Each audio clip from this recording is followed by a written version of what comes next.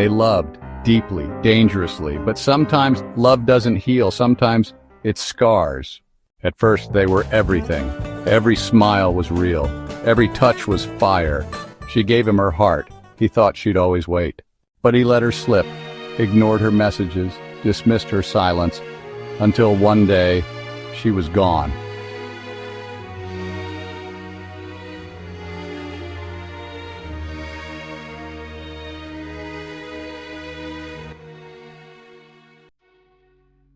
He had always operated under the comfortable yet fatally flawed assumption that she would wait, that Abigail, with her unwavering patience, was a constant in his chaotic world. He truly thought she'd wait forever.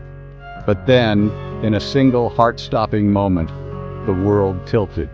He saw her hand in someone else's, their fingers intertwined with a gentle familiarity that was once reserved only for him. And in that instant, the illusion shattered. The air left his lungs. He realized the wait was over. He understood now that he lost more than love. He had lost his anchor, his North Star, the one person who saw the best in him.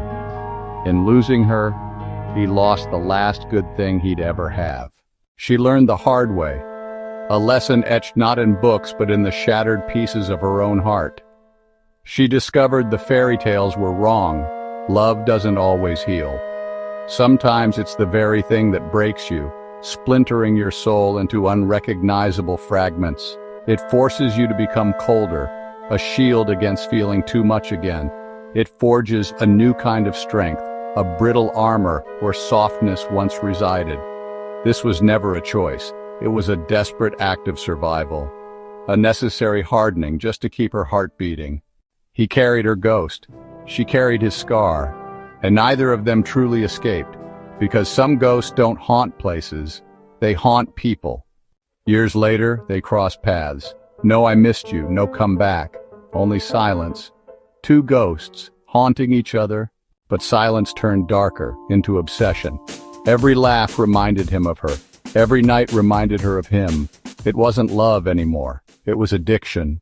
And obsession always breaks. It destroys. When they finally stood face to face again, there were no second chances. Only scars. Only ashes. Their story didn't end in love. There were no gentle goodbyes, no bittersweet memories cherished in quiet moments. That chapter had closed long ago, leaving only a cold, hollow space where warmth used to be. It didn't end in hate either. Hate requires a passion they no longer possessed.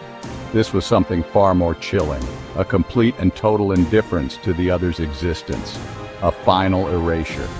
It ended in fire, a literal roaring inferno that consumed every shared object, turning their history to ash. Because not all endings are quiet. Some endings don't just close a chapter, they burn the entire book down. Do you want part 22? When silence after obsession feels worse than the obsession itself. Subscribe and like to help me make more videos.